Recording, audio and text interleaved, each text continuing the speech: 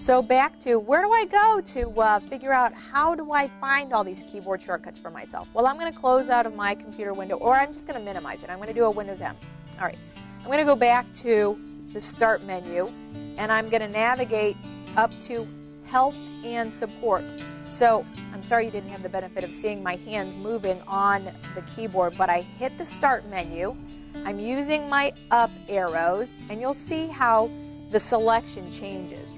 The selection will change in a window, and you kind of get you will see little dots around stuff that's selected, and also it changes in color.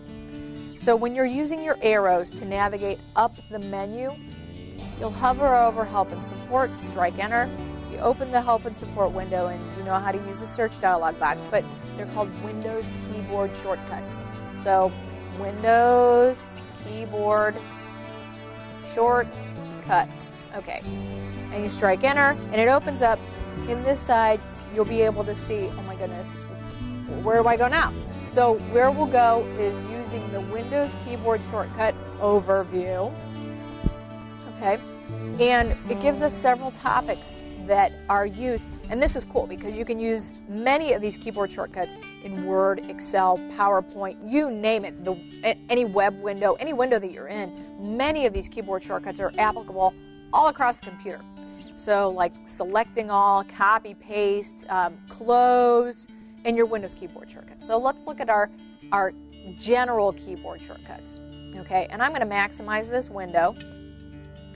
And you'll see at the top of your general keyboard shortcuts, you have Control-C, Control-V, Control-Z, blah, blah, blah.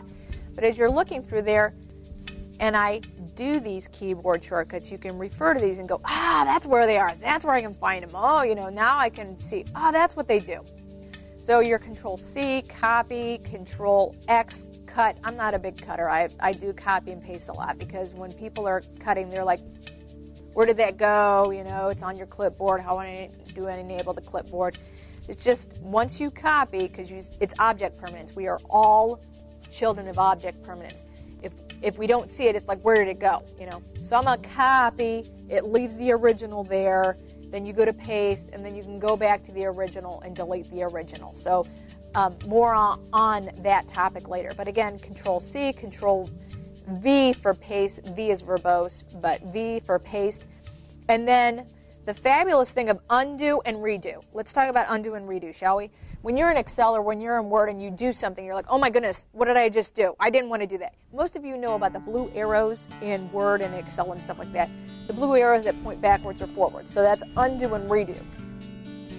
Okay, so instead of doing, clicking on a whole bunch of undos up on your toolbars, you can just do Control-Z, Control-Z, Control-Z, and that's a serial fashion of undos. Control-Y is redo, so you can undo, redo, Control-Z, Control-Y. You can use that in so many program windows. You are just going to find that, you can Control-Z yourself all the way back to, oh yeah, that's what I wanted to do.